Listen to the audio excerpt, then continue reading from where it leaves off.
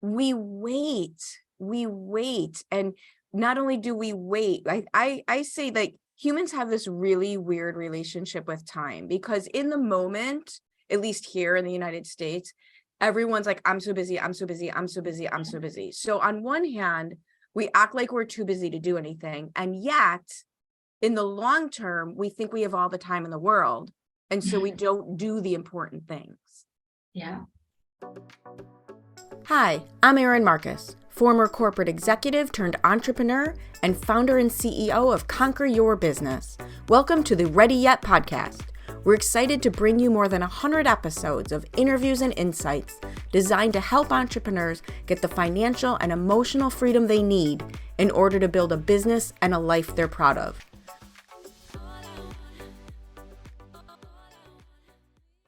Hello, and welcome to this episode of the Ready Yet podcast. I am excited about today's conversation because here is something I've learned. When you really connect with somebody, and then they say to you, oh my God, you have to meet this person, you know you're going to have a good connection with that person, right? Like attracts like. So I'm so grateful to Heidi for connecting us, and so excited for my guest today, Sumeena Gupta from halfway around the world. And I love your message. I love your approach. I can't wait to share it with everybody. But before we do that, why don't you give everyone a little more formal introduction of who you are and what you do? Yeah, so I am in the future. I'm often 12 or 14 hours ahead of anyone in the US. And so you're probably, a couple of hours ahead of you. My name's Sumeena. I'm here in Bali. I've been living here now for almost 16 years now, going on 17 actually. I'm from England originally. My parents are immigrants to the UK, so I'm first generation British Asian. Educated in the UK, worked in corporate during my 20s, and then went traveling and decided to have a massive lifestyle shift, which I think we'll talk a little bit about today. In the last few years, probably about the last 4 years, I had a moment where I entered my 40s, like many women do, and I realized that I wanted to do more. And so my businesses, which I have a few of, are in hospitality, were working very well. They were working very well without me. So I decided to become a business coach. And honestly, it just fills my heart. And that's how I met Heidi.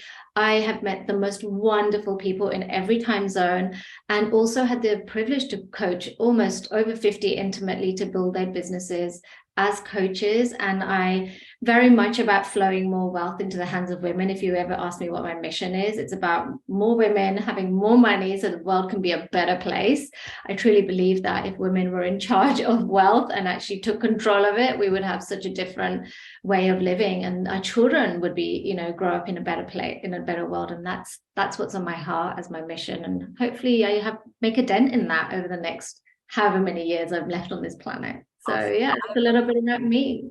I love it. I love it. So let's just dive into this. I have 8 million questions, but one of the things you've said to me a couple times, because we've chatted before, that is kind of the theme of your life and how you chose to do this is, if not now, when? Yeah. And those words. We wait. And not only do we wait, like I say, like, humans have this really weird relationship with time, because in the moment, at least here in the United States, everyone's like, I'm so busy, I'm so busy, I'm so busy, I'm so busy. So on one hand, we act like we're too busy to do anything. And yet, in the long term, we think we have all the time in the world. And so we don't do the important things. Yeah. So how did you come to this, like, moment of if not now, when, and changed everything? Yeah. Well, if I'm honest, that's how I lived in my 20s. So, I was on the typical, like, better get my grades, better get a good job, went straight into, a student sort of apprenticeship in one of the big 6 firms in the UK, started to work into IT and business, but went into business change, worked for all the big corporates in a place called Canary Wharf in London, which is basically like Silicon Valley. So I was the same. I was like, I'm too busy to live my life, too busy to do all the things. And then somehow or another, some divine intervention said, no, take a sabbatical and go traveling. And back in those days, which is about 25 years ago, corporates were very good about going, yep, go away for a year, but then make sure you come back and keep selling your soul for us. But that year, obviously, completely, I was married and my husband and I went together. I was about 28. Really changed my perspective of everything, like life and how we lived it. Obviously the Matrix had also come out, so we were all like hyper aware of the Matrix at that time. Oh Like, my I'm God. generation. All right. That is so funny that you just said that, because, and I think we're about the same age, but I was on a show yesterday for a woman who is in New Zealand, and she asked me, what's my favorite one-liner? And the thing that always comes to my mind is, there is no spoon. Oh, And I don't know anybody else, right? I've never come across anybody else who, like, that's my go-to point. I get to make this up. I get to choose. There's no set path. There is no spoon. So I'm just so excited. Like, I knew I loved you, but now I'm like, yes. I know, like, come on, the Matrix just made us go, whoa. And so that was fresh. We went traveling. We saw so many amazing entrepreneurs around the world doing such interesting things. And suddenly I was like, what am I doing? Like, I loved my corporate career, got a lot out of it, made money, built assets, etc. Got a lot of experiences, still have friends from back then. And I'm like, what? You can do different things that are not that. Yes. Like, blew my mind, and wanted to absolutely step out the Matrix. So we, as part of this 1 year travel, and I think we were about 10 months in, we landed on this tiny island in Indonesia to learn to dive. And the way I remember it is, I don't know if you remember the book Lonely Planet, the travel guides. Yes. So big fat books with everything that you can do, because the internet didn't exist. Yes. It was like a tiny paragraph about this island, and we're like, oh, let's go there, because you want to go off the beaten track. So we went there to learn to dive, and the most gorgeous islands, the 3 islands in a row, just off this beautiful island called Lombok. Anyone who's been here will know. If you haven't, come, you will see. And this tiny island landed here. It's 7 kilometers circumference, and within 2 weeks, we put down $100,000 and brought this property, which still is our business now, and is $1 million business. And because we looked at this property, and my husband was like, if not now, when? I love that. So many people have these moments. I'll tell you mine. Like, I've been lucky enough to travel, not terribly extensively, but I've been out of the country. I've not been to Asia. My boyfriend has. He's been everywhere. I love South America. I love Central America and South America. And every other trip I had been on, I've been to Ireland. It's fantastic, but then you're kind of ready to go home, right? Mm-hmm. We were in Belize. And for the first time in my life, I said I could give it all up and do this instead. Like, something about that country, the people, the atmosphere, I loved everyone I met and everything we did. And yet, even though, and maybe it's different now, it's a few years later, things are easier now to move around, but you have that moment, but we don't act on it. Yeah. It's hard. It's hard. Listen, we had great jobs to go back to. We had a mortgage. We had a couple of mortgages. Great. We were married, and I was almost 30, 29, and I was like, okay, kids are next. We had families that would never support a decision like this. I'm Indian, those of you who are not watching the video, and families do not support us on stuff like this. Like, you do not go off the beaten path, like, you stay on it, and so this was not going to be an easy. And so that decision was massive. And when he said, if not now, when, we both just like I was scared, I'll admit. I was like, I was the one who's like, let's go traveling, let's go and have fun. And I'm like, oh my God, what? What are we gonna It was supposed to be, you meant like for a year. You didn't mean, let's go do this forever. And then so what we did, which I think was sensible, but it was also a little bit of like, taking the edge off, we said to ourselves, like, it's only $100,000, which is a lot, like, don't get me wrong, but we just tried to make ourselves feel better. We're like, it's only $100,000, at least we'll have a holiday home, at least we'll have a place that we can go to. That's exactly what I'm thinking as I'm listening to you talk. If not now, when? We love it. Why can't I just go get a condo there?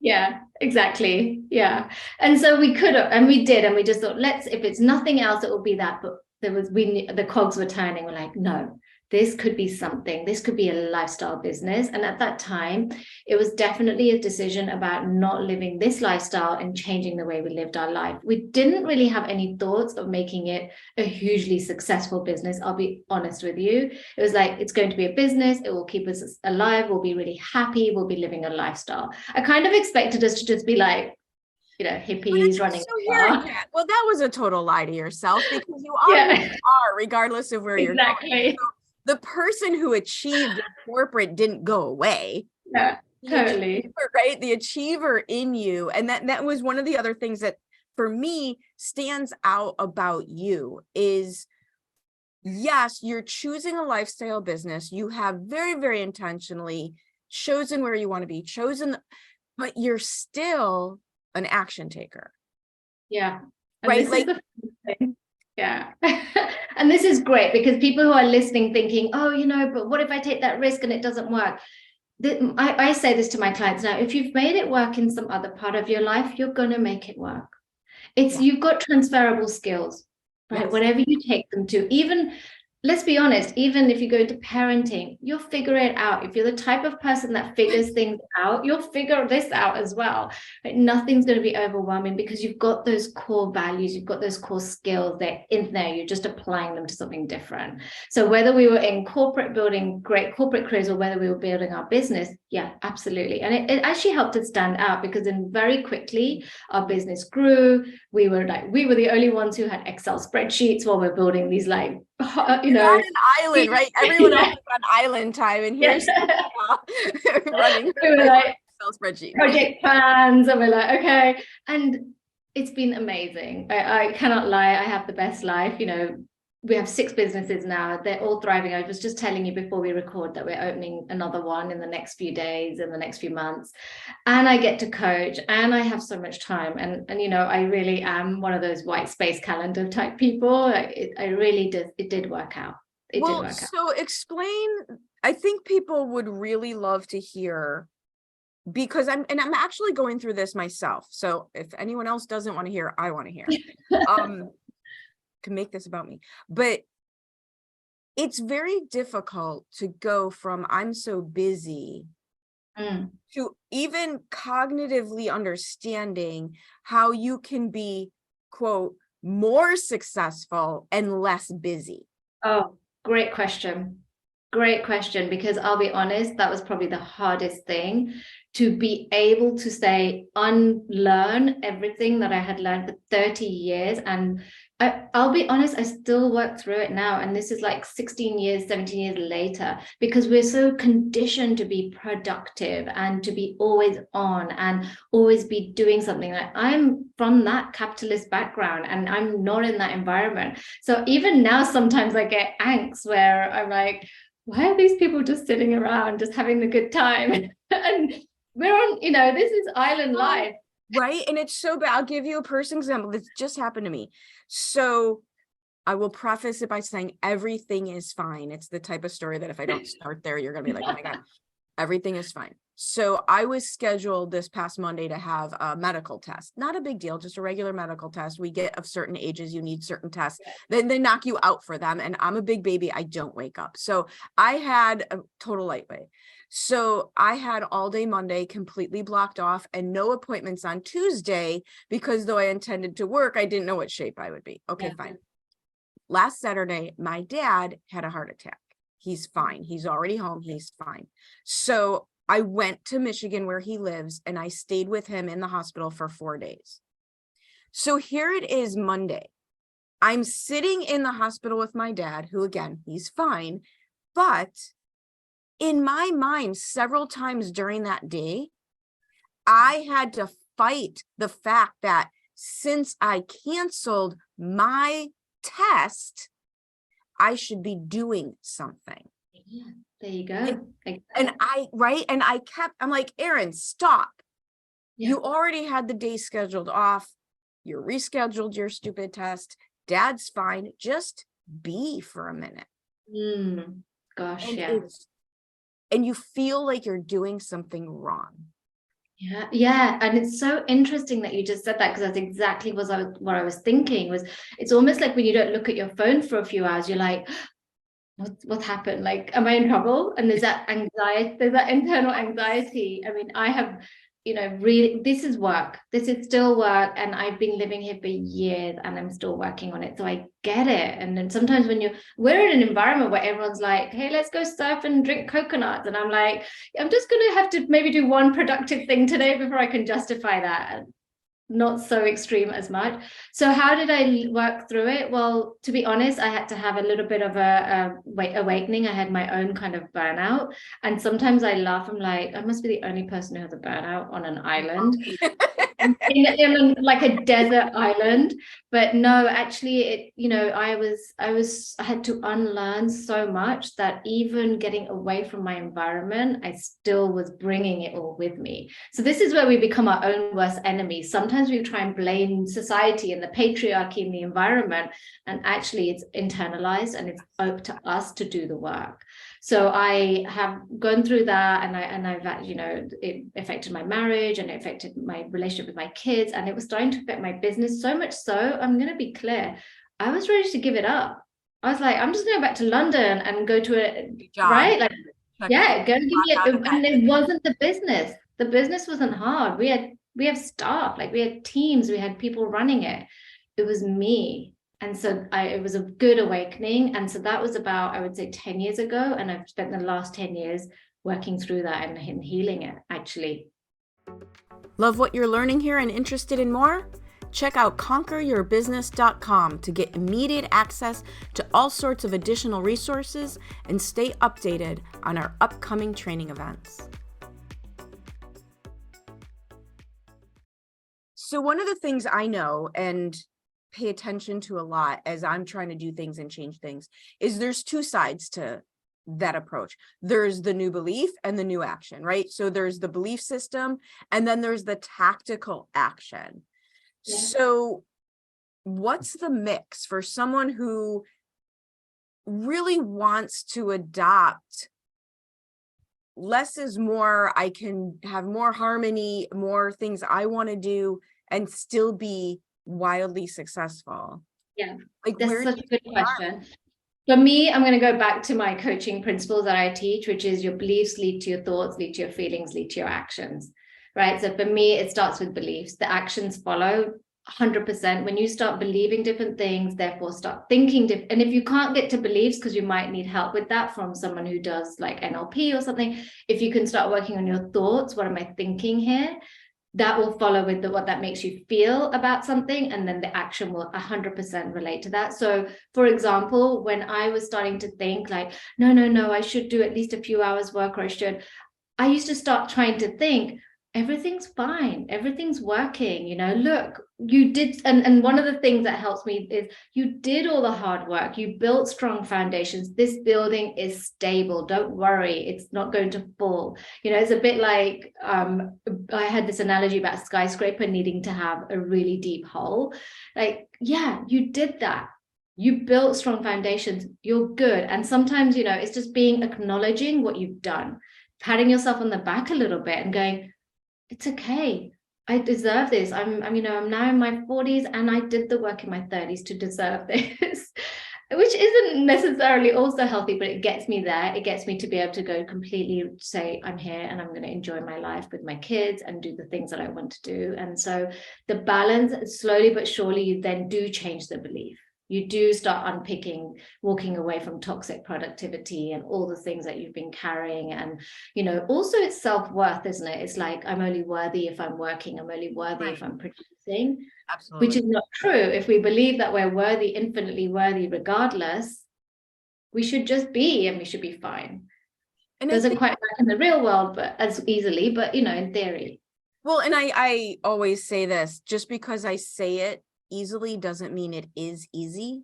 Yes. Oh, I love that. Right? Just because the cadence of my voice and my knowledge of what I'm talking about makes this flow, the fact that I'm somewhat articulate, I can say these things very smoothly, and that is not to diminish the amount of effort it takes to actually embody these ideas, right? And I think for me, the other half of making this idea work is prioritization. Yeah. Right. Those needle moving activities, the things that have an effect, and letting go of the million things we think we have to do that don't actually help anything.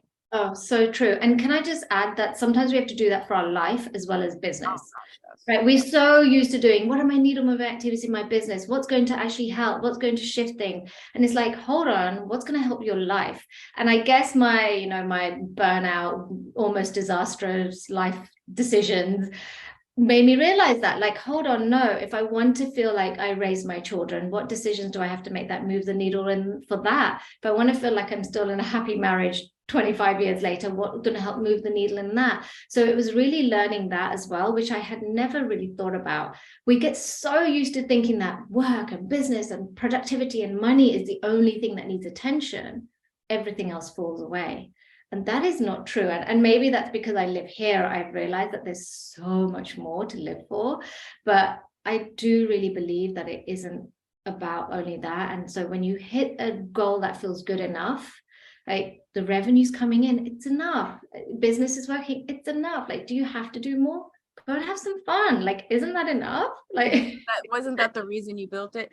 Yes. Wasn't that the lifestyle, like, business that you wanted? And like, yeah, it was. So what are we doing? And the other thing you're also talking about it without saying is the underlying theme of personal responsibility. Oh yeah. Right. Okay. Choosing not only because you know you're worth it, but because you know you're allowed to, because you know it's up to you. Like, that's a big thing for me as well, is what do I want? Yes. Not what am I willing to accept as leftovers or what other people have decided is the right thing, but each and every time, what you're talking about, whether it was for your family or your children or your life, you chose what you wanted and then went about creating it. Yeah. No, I think what I the way I say that and think it's the same is be your own best boss. Nice. Like, why did you become an entrepreneur and decide to become, and I'm guessing most of your listeners are entrepreneurs, when you're actually going to be so horrible to yourself and like work yourself to the bone and, still be at your laptop at midnight and then not take Saturdays off. Like, why did you do that?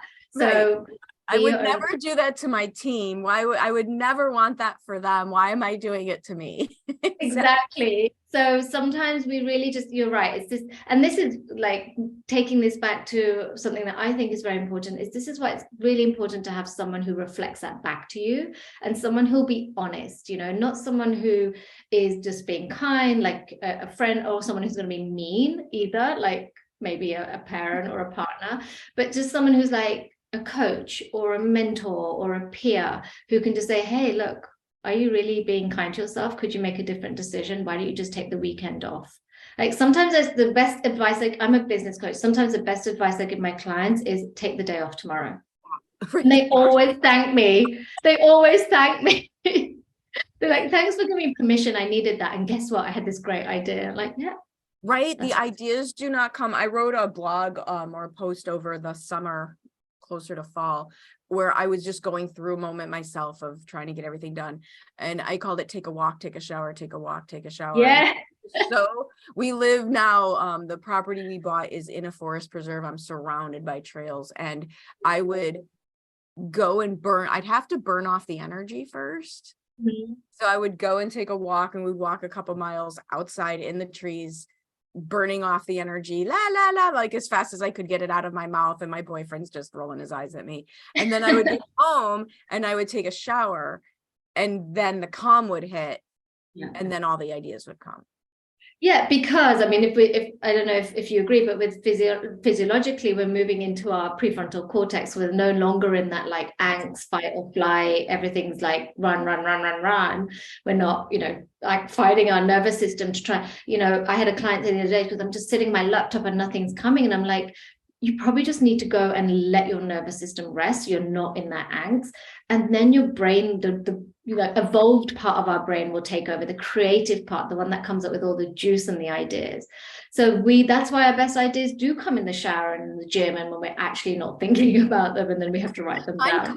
When I'm trying to run on the treadmill, it's almost like I run run out of oxygen before I could have a calm thought. What do you do about it? Do you try and capture it? All the time. Yeah. How do you do that on a treadmill?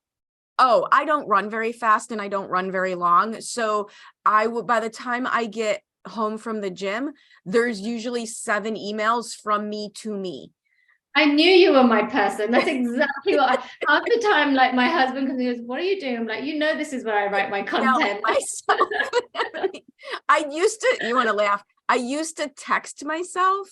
Yeah. But the problem was this is so dumb. I did this over and over and over again. I would see the text come through and delete it because I read it. I'm like, this is not working. So I had to switch the email where they were all in a chunk, and I just found myself. Well, there's another tip. I don't know if you want to get really in the detail, but I use something called Evernote, which is such a cool app. Yeah. And so I'm always like, I can literally write my week's worth of content in a 2-hour gym session if I've given myself the time to stop and just be like, oh yeah, that's a great one. It's so handy. Yeah. So I totally get that. So yes, it's just like allowing ourselves a space. And I like that what you just said, just really allowing ourselves that space to just go, okay, what is it? What is the idea? So I find that living a life with balance has gotten easier, and it's still a daily thing. Like it's still a daily, I probably have a better balance than a lot of my friends who are still in corporate in the UK, for example, but still compared to those people who are like, we're going to surf all afternoon, go to the beach. I'm not there yet. Well, and also what I love about it is, 2 things. Number one is the reminder that the way that I describe it is your mindset isn't broken, because that implies that it can be fixed. And once it's fixed, you're done. Like, that's not a thing. This is a forever process that you stay on top of, because if you don't intentionally stay on top of it, the default is, and this makes me crazy lately, the default is always to the thing I don't want. Yeah. Why is that? If I don't go to the gym on purpose, the default is the couch. If I don't eat healthy on purpose, the default is McDonald's. If I don't practice my intentionality, the default is always what I don't want.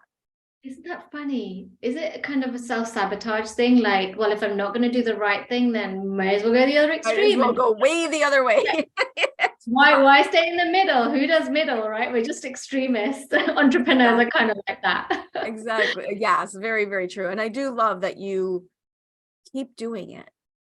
You're not saying, oh, just do this one thing and everything's fine, because that's not how it works.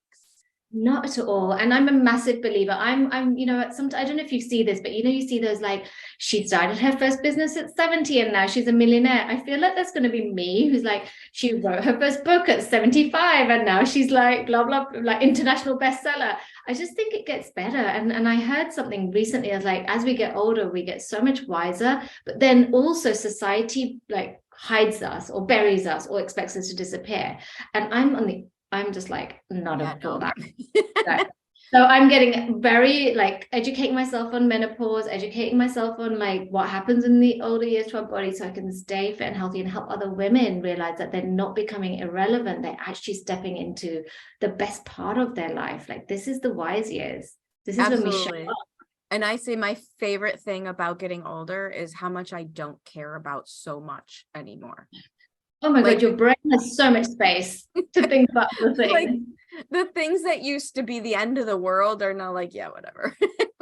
like the latest lipstick shade, or like, I must have that thing, or I mean, you just move away from so many things that don't matter, and you get down to so much of the essence of the core. So I don't know if you know human design, but human design also says that at 50s, when women in particular, but people in general, are their wisest and step into their full power. And I love that. I'm like, great, the best is yet to get to come. I'm 52, so I'm right immersed in it. You're there. You can see it. You just told me something before the show. I won't repeat it because I don't know if you want to share it, but like, you're on fire this year. Yeah, right. You're like, I'm getting visible, I'm getting lead, like, you're on fire, doing all the things. Yeah. So if someone wants to continue this conversation with you, I highly recommend they do. What is the best way for people to find you and reach out? Well, come to Bali because it really is God's garden. It's known as God's garden and it's gorgeous. So if you haven't been or if you love it, come. I do host retreats here, so that's super exciting. And they're business retreats with a massive twist. I can't even tell you how many things we do differently. I'm in a place called Ubud, which is a spiritual capital. So there's lots of fun stuff. So you can imagine what we get up to. And then my website, which is SumeenaGupta.com, www.SumeenaGupta, which is just my name.com. And there you can see all the things, different ways. And I love emails. Send me an email. Send me an email. I love DMs. Just reach out. Let me know if there's anything landed or if I can help in any way. Awesome. Thank you so much for all your insights, your energy, your amazing experience, and your vulnerability, and all of the things. So thank you so much for spending time with me. No, as of course, thank you for having me. And also thank you for just like reflecting back so much. It was really fun to have this conversation, which I knew it would be.